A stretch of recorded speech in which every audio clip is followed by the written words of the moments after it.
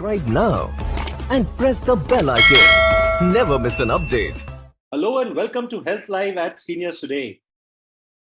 We are here on an August evening, August Saturday, and as you can figure from my voice is slightly hoarse because I'm just recovering from a bad cold, and I thought it would be appropriate, not because I've got it, but because that's in the air, to have a session today on monsoon illnesses and their care.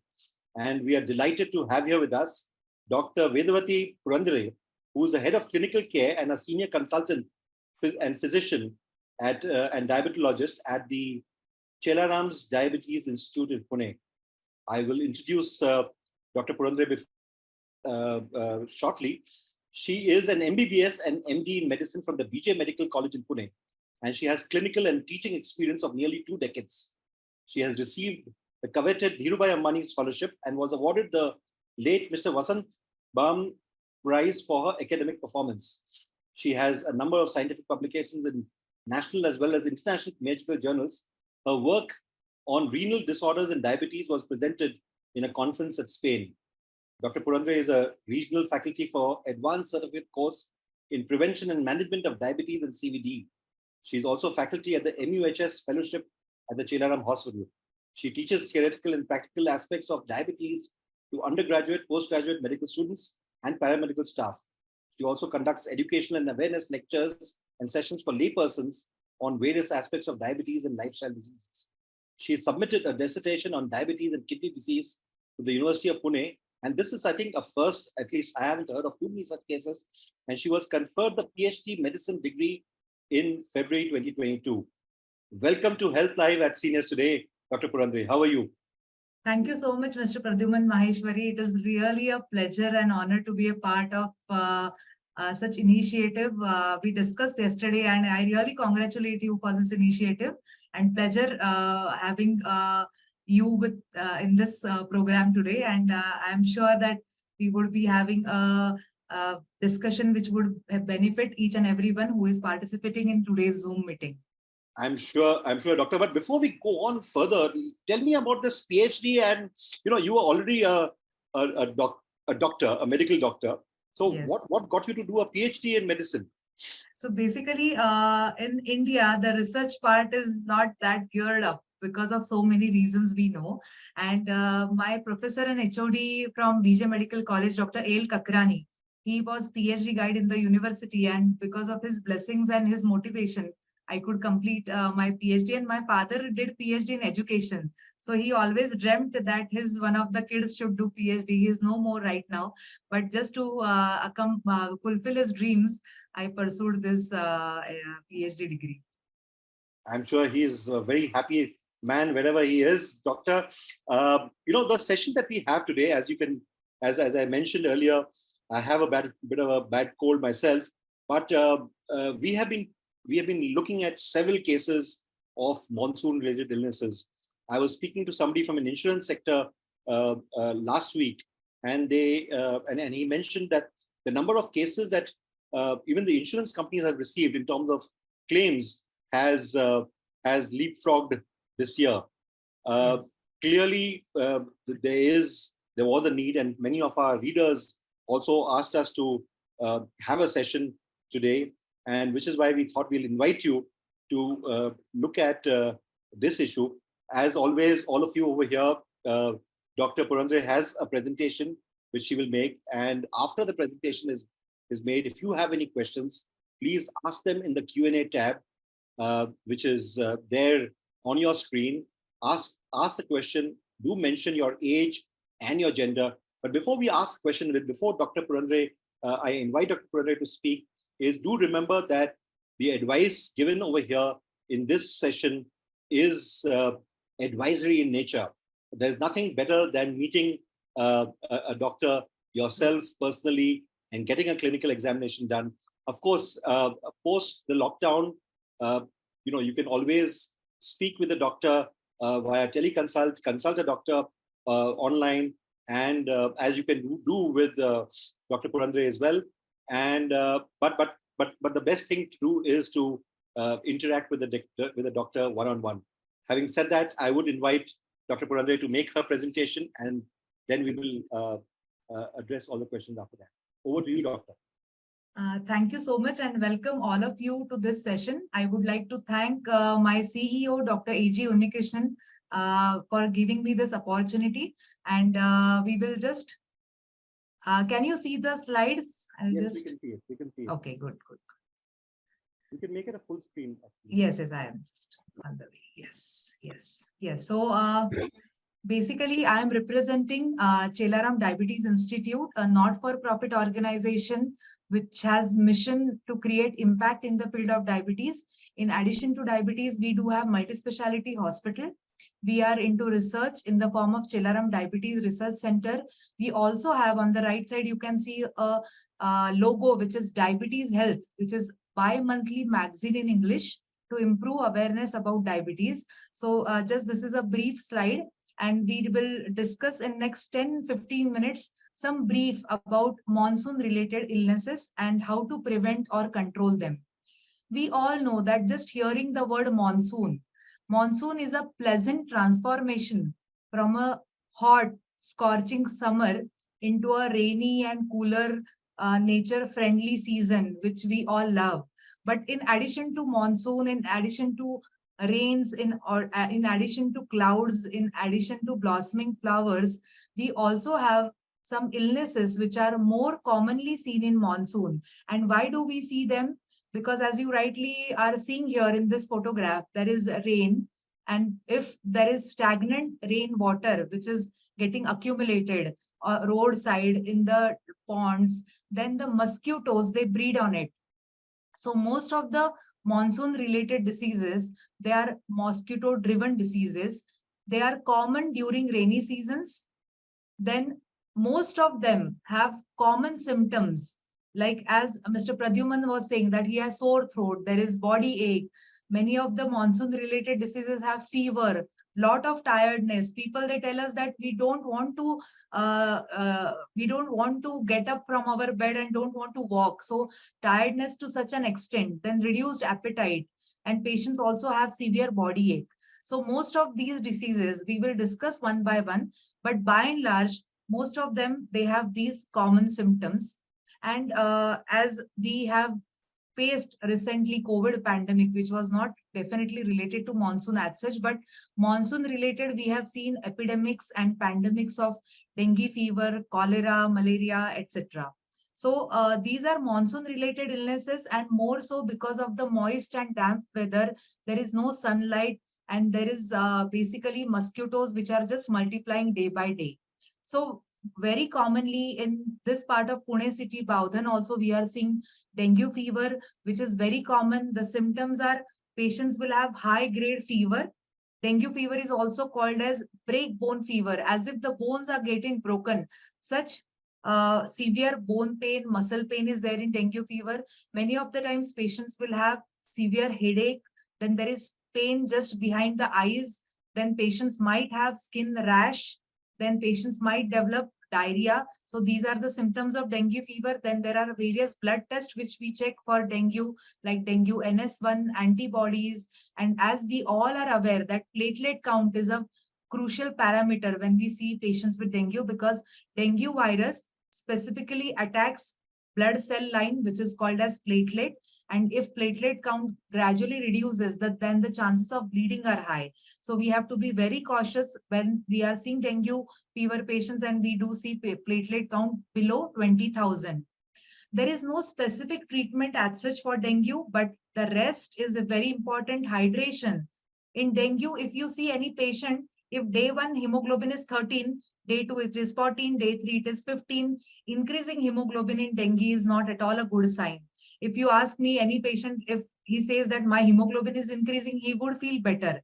But in dengue fever, this indicates hemo concentration. It means that the fluid from the blood is going into third space, that is pleural area, then abdominal area. So increasing hemoglobin is not a good sign in dengue patient.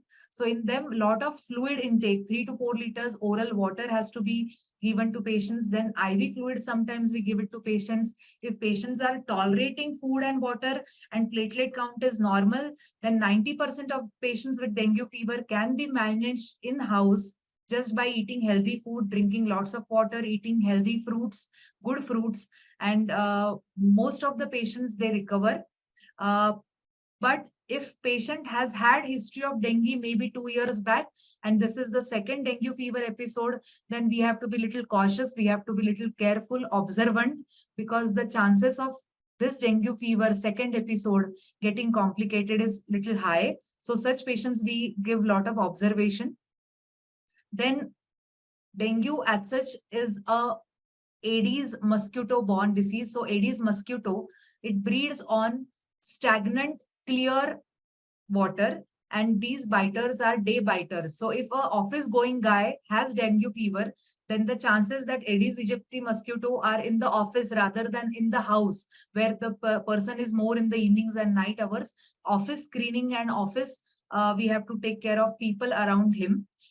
Prevention of dengue is basically to avoid mosquito bites, to cover the containers with stagnant water, use mosquito nets, mosquito sprays, mosquito repellents, wear full sleeves or cover your body with clothes, and fumigation. If a lot of dengue patients are found in one area, then corporation does fumigation so that mosquito breeding is prevented or it is decreased. So this is all about dengue fever. Remember that it is severe breakbone fever. Don't worry. Even the muscle pain, bone pain is there. Hydration is the key. So hydration, rest, and if there is fever, then paracetamol. Please do not use NaCid painkillers, which are like Combiflam. They are not good. When you have diabetes, definitely avoid using those strong painkillers, which may not be good for kidneys. So rest, hydration, and if need be, paracetamol. These are the three pillars for dengue. And if you get dengue fever, don't worry, because 99% patients recover. 1 or 2% patients, they are observed in, or they need hospitalization, in whom we observe complications, and very rarely patients may even die.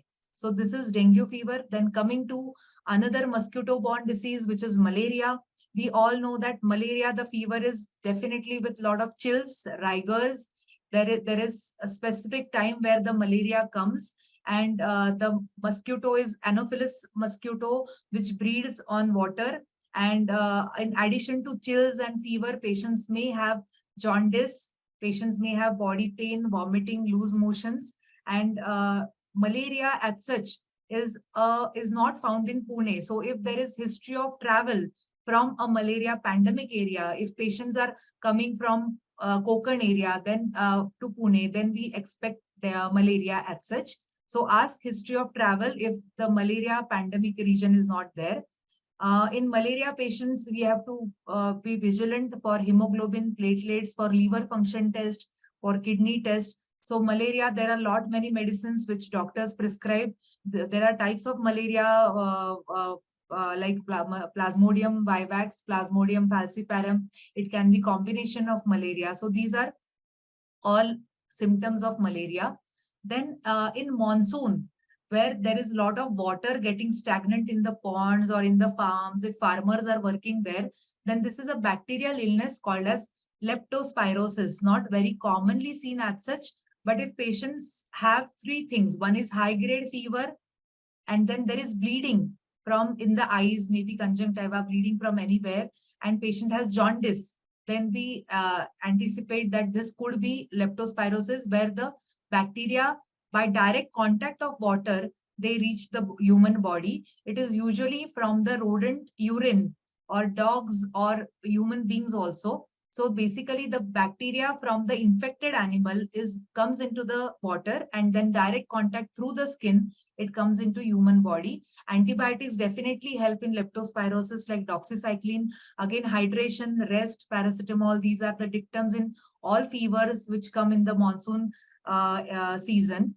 Then in addition to fevers, then we also see many patients with loose motions, losing water like anything. So cholera is a disastrous loose motion entity. If not treated, if not hydrated well, can prove life-threatening. So cholera is usually severe diarrhea, which is rice watery diarrhea. Patients lose water like rice water, and that might lead to severe dehydration. We have seen patients losing lives.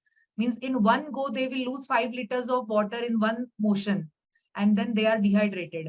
So food and water hygiene is very important. While traveling, we should not drink water at any tap. We should be drinking safe and hygienic water. Food hygiene is definitely important. So don't eat anything which is cold served in the hotel. You can eat hot food like dal and hot rice.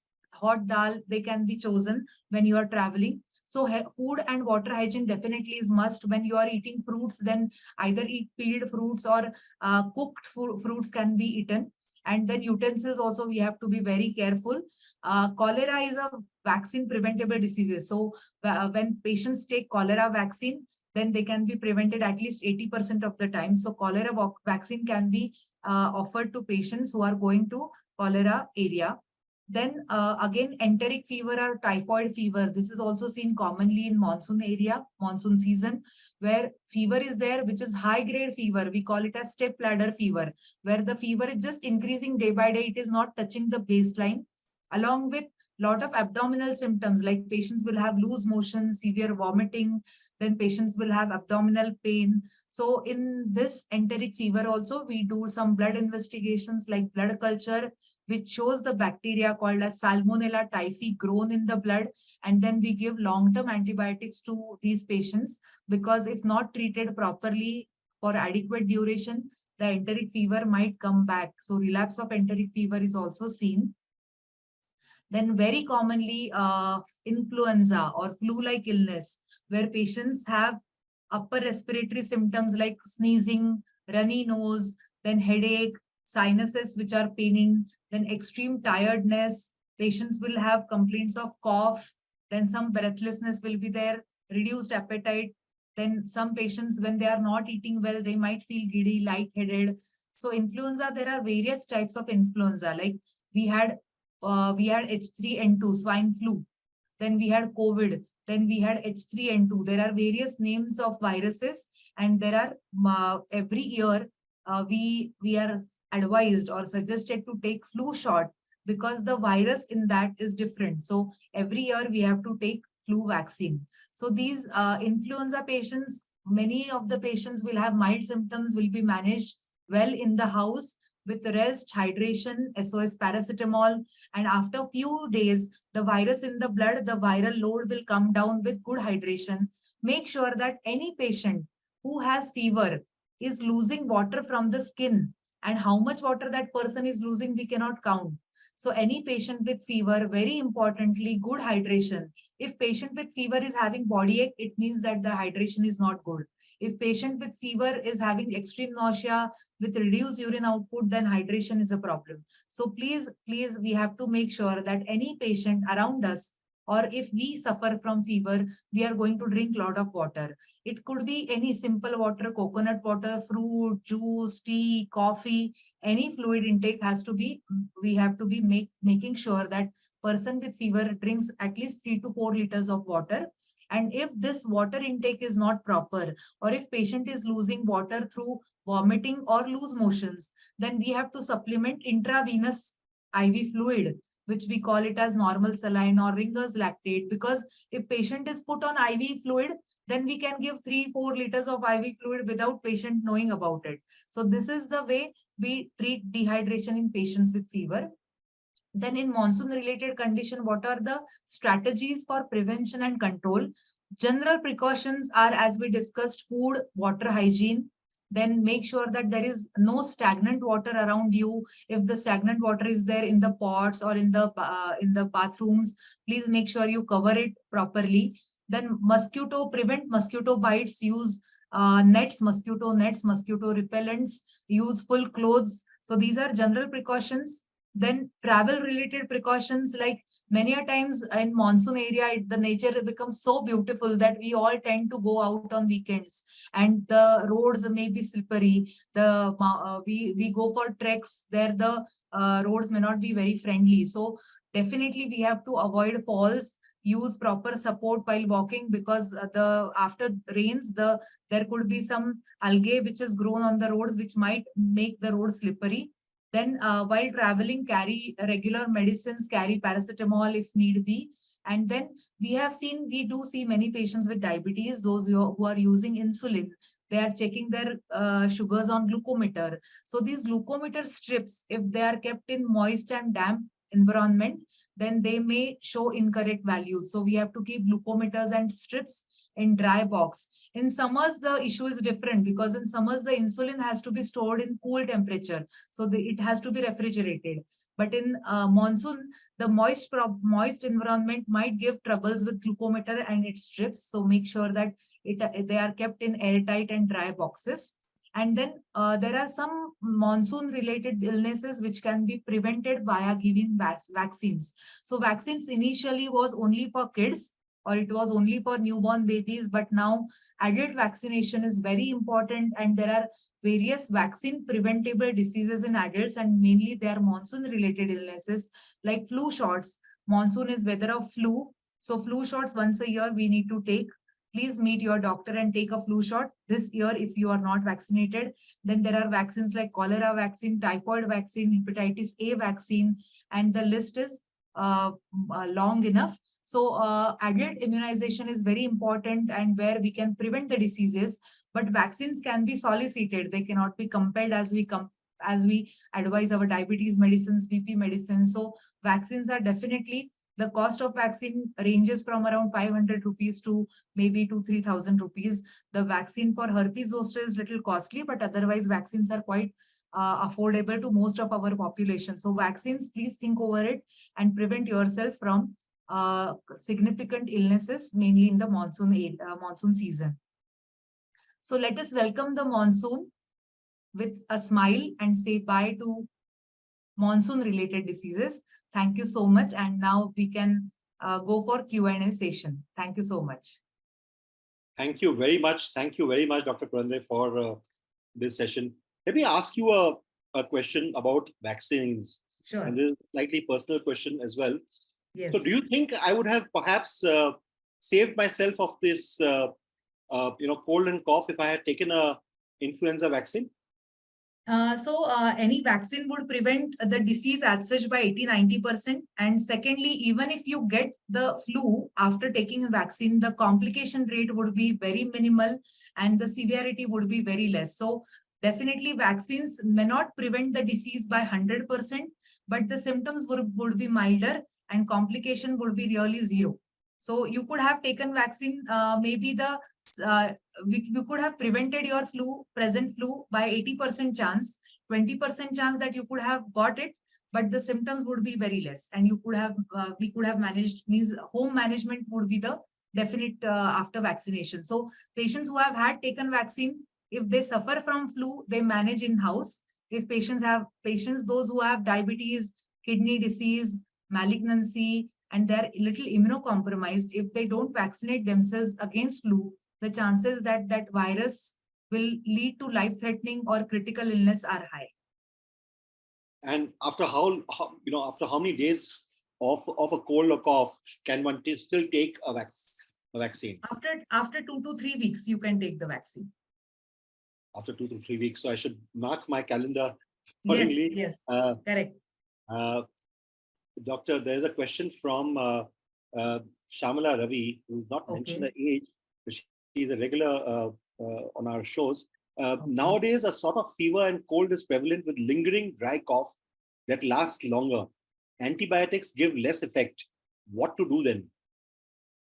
A very important question, very commonly asked questions to consultants, physicians practicing and seeing such patients. So many of the times what we see that patients who have cough, which was preceded by fever, may not be always bacterial fever, may not respond to antibiotics. Because see, if bacteria are there, it will respond to antibiotics. But if virus is there, it will not respond to antibiotics. We may have to give antivirals like oseltamivir, Tamiflu, or sometimes it happens so that it starts with some viral disease and then ends up into a disease condition like of allergy.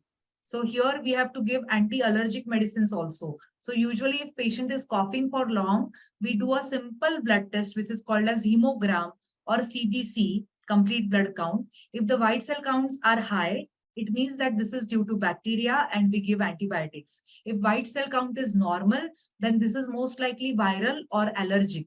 And sometimes it happens so that after chronic cough, the condition becomes like asthma-like thing, where we even have to prescribe bronchodilators. You may all be aware that asthma patients, they use some puffs.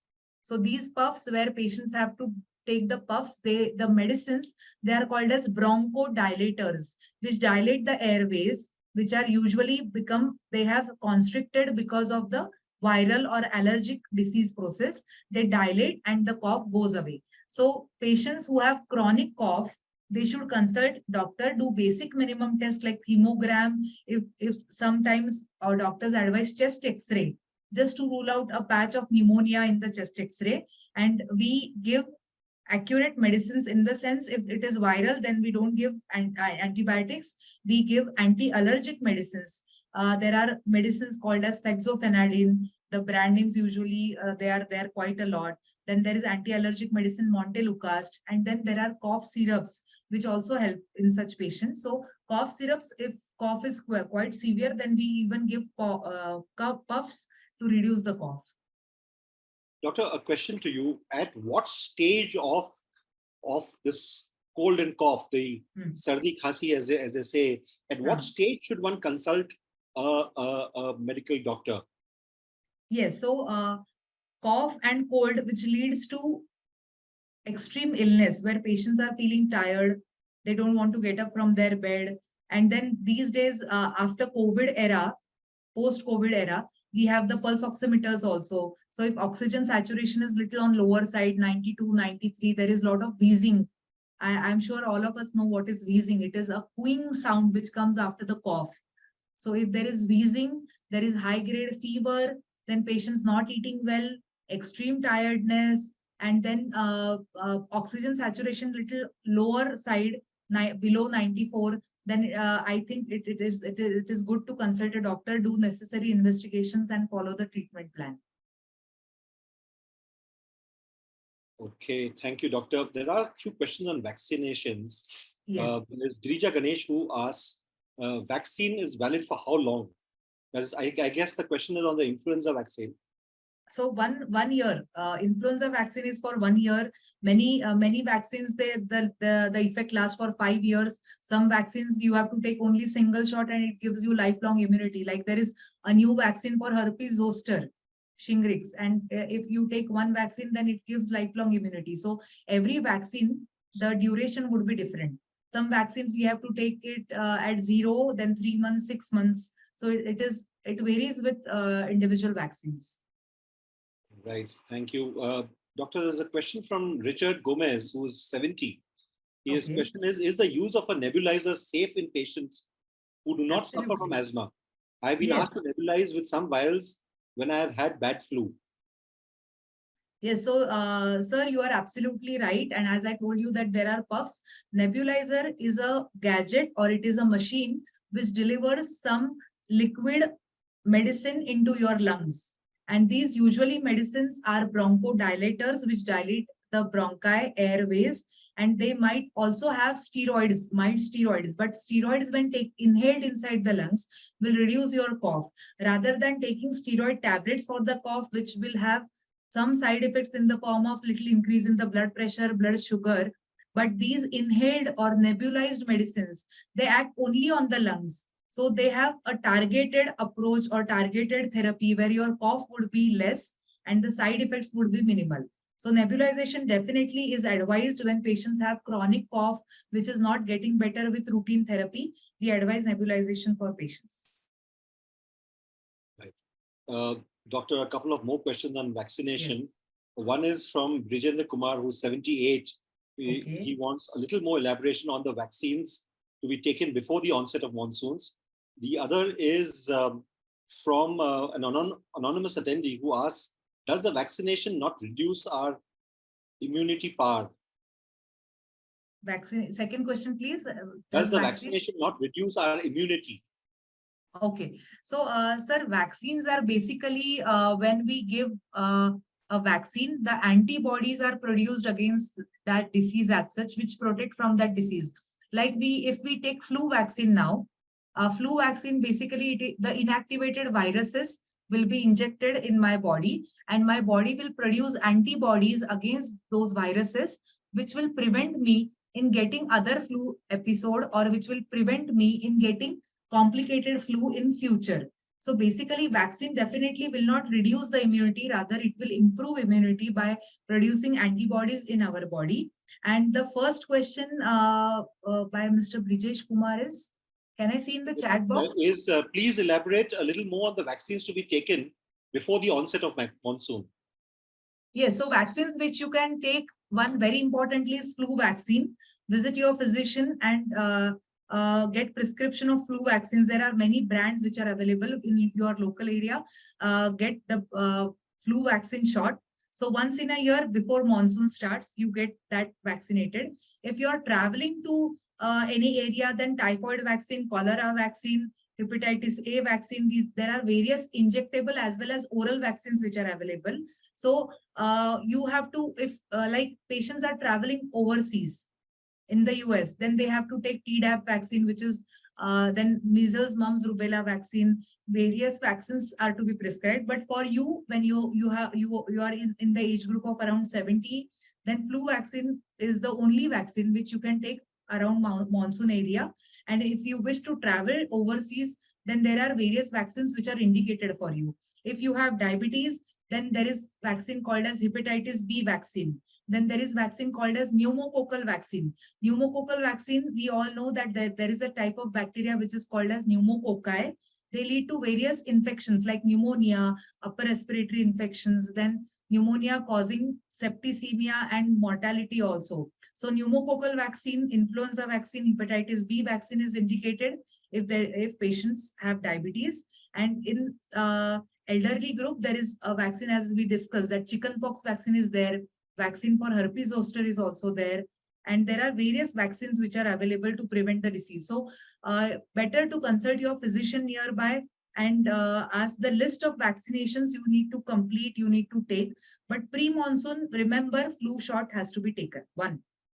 And how many weeks before the monsoon? So typically in Western India, for instance, Yes. in a Mumbai or a Pune, the onset of rains happens in June.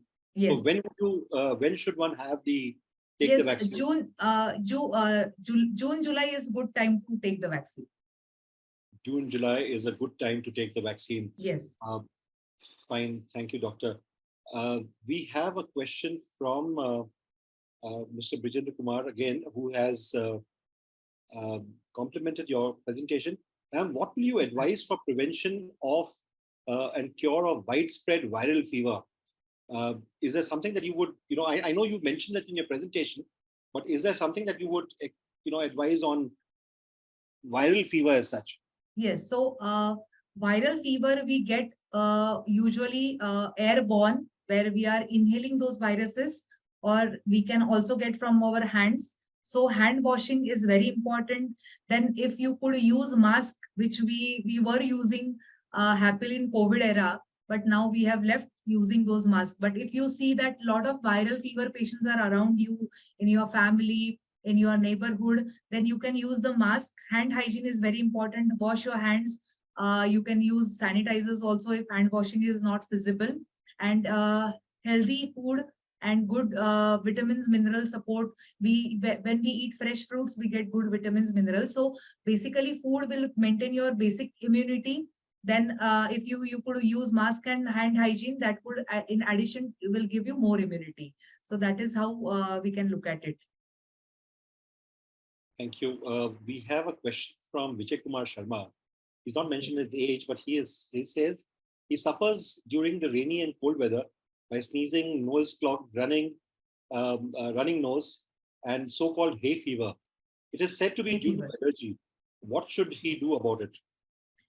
Yes, so many times we have seen patients suffering from allergies, lot of allergies like pollen allergies is there, some food allergies is there, then chemical related. If there is some cement work is going on in the neighborhood, then patients, they come to us with lot of sneezing, lot of cough. So it is your body's susceptibility to an allergen. And this will manifest in various forms like allergic rhinitis, means it will be like runny nose. Allergic pharyngitis means sore throat or itching in the throat. Allergic conjunctivitis would be in the eyes. Allergic laryngitis would be, or allergic bronchitis would manifest as cough. Allergic dermatitis would will have some manifestations on the skin in the form of itching. So a lot of allergies, and it is body's tendency to have these allergies. And we have seen that patients, they sometimes they check for allergens. Like there are some injections, they inject onion extract, potato extract, tomato extract in your skin, and they see the induration, and they will tell you a report where you are allergic to 10 things and avoid those. But we have seen in clinical practice that if these 10 things are avoided, then patients develop allergies to rest 10 things. So doing that allergy test may not be fruitful in all patients. You just have to remember that I have allergy to some items, and better to prevent those allergens at present. So if patients classically give history of dust allergy, while going out they feel sneezing, so we tell them to use mask again. So if patients in Ganesh festival season, many patients, they come to us with allergic bronchitis, because we all know that there is a grass which is called as congress grass, which the time of pollination of that grass, and then a lot of patients have such allergies. So allergies, if they are severe, then we give anti-allergic medicines like montelukast or cetirizine, levocetirizine. Even some patients we give strong anti-allergic medicines, including steroids. But some patients, if they have mild allergy, only preventing those allergens will help them. So for answering him, hay fever or allergies, just to prevent the allergen. If mild, then manage in the house. If severe, then take anti-allergic medicines by consulting the doctor. Even as we have a few more questions which we will address to Dr. Purandare, those of you who have been listening to this session and are not able to take notes because this session has loads of info, please do remember that the edited video of this session plus the takeaways written by a medical doctor will be on seniorstoday.in on Monday evening. So please do look at that. You can watch the entire video once again and take your notes and remember what she has said. Doctor, you mentioned about vaccination and the various forms of vaccination. I know this question is not really for this session on monsoon-related illnesses, but there were a couple of questions. For instance, Sangappa Koti says, is shingles vaccination necessary? We do see a lot of ads by Mr. Amitabh Bachchan on this. Yes. So basically, shingles is herpes zoster. What is herpes zoster? In our childhood, we have suffered from chickenpox. So chickenpox virus stays in dormant phase in our spinal cord, and it is activated in the form of herpes zoster. So herpes zoster usually in dermatomal shape, like it starts from the back, and in one area of your back, you will get a lot of vesicles, pain will be there, and that reactivated virus will have some impact on your skin and your nerves. So herpes zoster, as such, the life-threatening potential is less, but it has got some morbidity with it. So if patients are immunocompromised, if there is history of chickenpox in childhood, and if there is history of herpes zoster once, then it is always better to have vaccine to prevent the second episode. Though herpes zoster may not be life-threatening in all patients, so mortality part is less, but morbidity is more. What is morbidity? Severe pain in that area. So that's why in Marathi, if you are aware of Marathi language, it is called as Nagin. Nagin means a snake, because the pain in that nerve area is so severe that patients, they cannot sleep in the night because of the severe pain. So herpes zoster virus in elderly population after age of 50 is indicated, but the cost is a little problem in some patients because the cost is around 15,000. So not all will be affording that vaccine, and in insurance companies, they may not be giving that. So herpes zoster virus definitely for immunocompromised patients, those who have diabetes, kidney disease, heart disease, those who have history of malignancy on chemotherapy, patients with HIV, they should be taking this vaccine because the immunity part is less to prevent herpes zoster in future. Yeah, thank you. There is a question, in fact, by Katie Dalanchi, who is 72, and she says she had chickenpox for the first time at the age of 65. Okay. Her question is there a possibility that she can get herpes later on? Yes, those who have had chickenpox in the past, they have the risk of getting herpes zoster in future. So what we should do to prevent herpes zoster is to make sure that we are eating healthy, we are doing regular exercise, we are taking care of our immunity. So where the immunity gets compromised, where we fall sick, where even a lot of mental stress also has been one of the reasons for herpes zoster. So stay happy, stay healthy to prevent herpes zoster. And if you could get a herpes zoster vaccine, you should be taking it to prevent it. Thank you. We have a question from Girija Ganesh, another question she's 63. Her question is, does a flu vaccine have any side effects if taken every year by senior citizens? Yes, so flu vaccine is basically inactivated virus which we are injecting.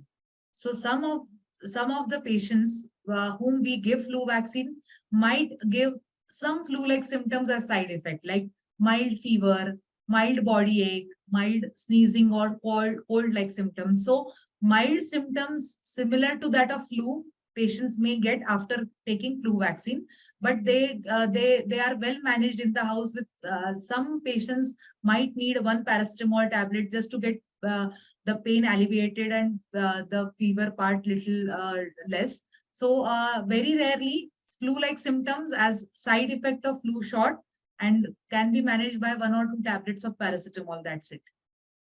And this a question from Mr. Shrikant Kulkarni, who's 71. Do vaccinations reduce the platelet count? Not as such, not as such. Known entity is not there. Vaccines reducing platelet, no. Vaccines might give rise to the disease as such with mild, like if we give flu vaccine, then flu-like symptoms can be there. We must have taken COVID vaccine, and not all have suffered with flu.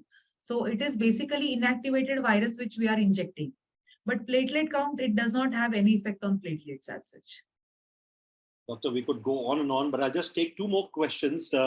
We normally don't take questions from non-seniors, but this one is interesting. This is from Mr. Jayasuriya Das, who says, a slightly lateral question, but I'm not yet a senior citizen by strict definition. I don't know what that means. But would like to know. Age is just a number. All of us, age is just a number. So all of us are young. I don't think that we should be, yes. We would like to know from what age should everyone mandatorily do annual checkups and lab tests? Very important and similarly very tricky question. Because in the past, when I was doing my MBBS, MD, we were taught that diabetes is a disease after 40. But here we are seeing in the age of 12, 15, 16, type 2 diabetes, which is diabetes which we see in adults. So now age is nothing. And if you have any symptom, you proceed for your annual checkup. Like if both parents have diabetes, age of parents is 50, 52, then even the kid is 20-year-old. If the kid is obese, we ask the kid to check sugar levels or HbA1c level to rule out pre-diabetes. So annual checkup as such, if you don't have any symptom, if there is no family history of any major illness, then you may start after age of 40. But if there is strong family history of any disease as such, as I told you that parents in the age of 50 and children in the age of 20, if obese, and if have some signs of like acanthosis nigricans, which is hyperpigmentation of skin at the nape of the neck, we even ask them to check their glucose levels and HbA1c, which is average of 3 months, starting from the age of 20 itself, or even 15 also, for that matter. So initially it was that start your annual checkup after 40 for diabetes, blood pressure, heart disease. But now we say that if there is strong family history, if you are obese, if you have any symptom, then start early also. Right. Thank you, Doctor. We have come to an end of the questions. There are a few questions on diabetes, which I know Dr. Purandare is from a specialized diabetes institute, but I'm not going to take those diabetes questions. Doctor, one last question. There are questions about tonics, etc., that that people, somebody has asked about tonics for somebody who's recovering from diarrhea, but even otherwise, this entire thing about immunity boosters, having like somebody advised me, why don't you have a Chyawanprash, right? And there are these sugar-free Chyawanprashes that come, and various other kadhas, etc. that are there. And I'm sure you must be coming across these cases now. Are these? Would you, as a doctor within allopathic practice, recommend these immunity boosters to have, and what kind of immunity boosters should one consume? So, Mr. Pradyuman, as you rightly said, that I am practicing allopathy, and allopathy is evidence-based medicine. So, what is evidence-based medicine? If there is deficiency, treat it. If there is no deficiency, don't give it any. Don't supplement it. So, if we find vitamin B12 deficiency in a person, we would give vitamin B12 to that person. If we find calcium deficiency in that person, we would supplement calcium. If we find vitamin D deficiency, we would give vitamin D. So if there is deficiency, if we find out if a person is having bleeding in the gums, then we would give vitamin C. If person has stomatitis or ulcers in the mouth, we would give vitamin B complex. So if there is deficiency, if we see it, then we treat it. But otherwise, we believe that if we are eating healthy foods, where our meal plate 50% is full of fibers in the form of vegetables, fruits, then we are eating good amount of proteins, we are eating healthy, balanced diet, then that should give us all the recommended vitamins and minerals which we need. But if there is documented deficiency, we treat it. But otherwise, we don't want to give multivitamin blanketly to all population as such.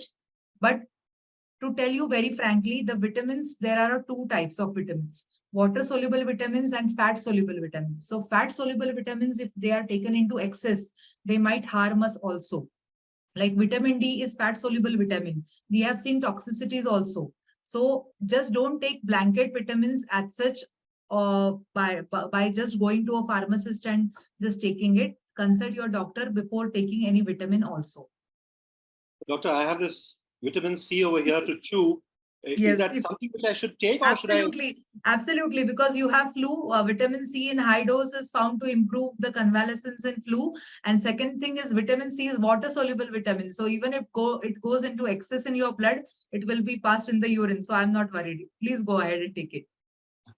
Thank you, Doctor. I have kind of slipped in a few personal questions as well, but when you have a doctor in the house, one needs to. Absolutely. I would love to become in-house doctor for seniors today. Yes. Thank you very much Yes. for this session, Doctor. As you've seen, there have been quite a few questions that have come in. Over 20 questions you've been able to address, and there are more questions coming in. It was really a very enlightening and informative session that you've had. I must thank you for taking time out. I know you had your OPD at the hospital, and thank you very much.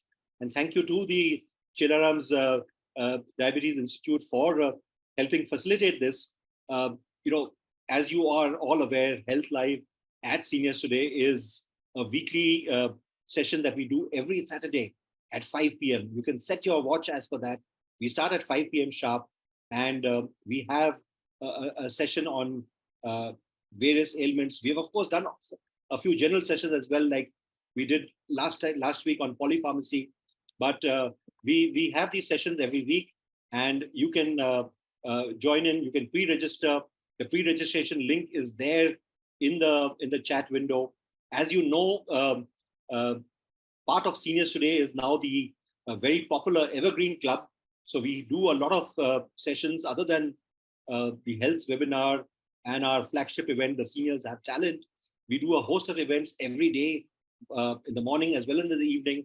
You can attend all these sessions through the Evergreen Club app, which is downloadable on Android as well as Apple phones. You can be there. We are also going to be starting some courses. As you know, all of these things are available free of cost, including the magazine. We've had 50 issues of Seniors Today magazine, which have been published. And these are all available online, and you can have a look at it. What I'm going to do is, Doctor, if you don't mind, I'm going to request our producer to just play the video of the latest issue of the magazine, which is just out on the 15th. So this is an issue which is just out from depression.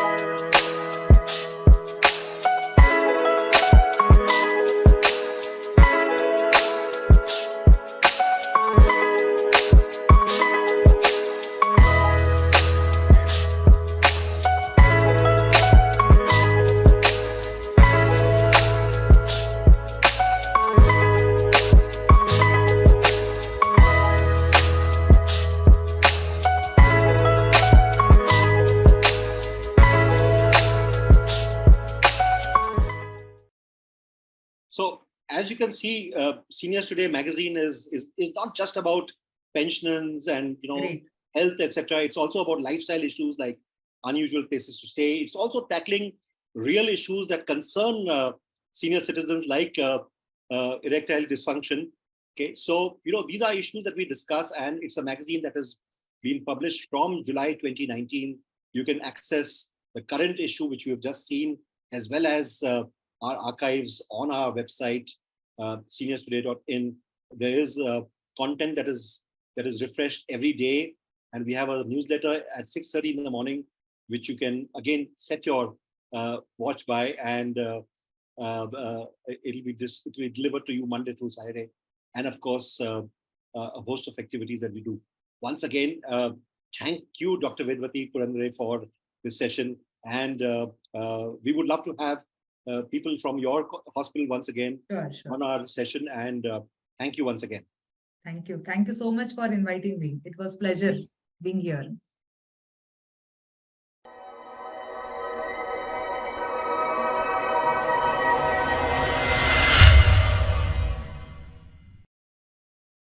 Subscribe now and press the bell icon. Never miss an update.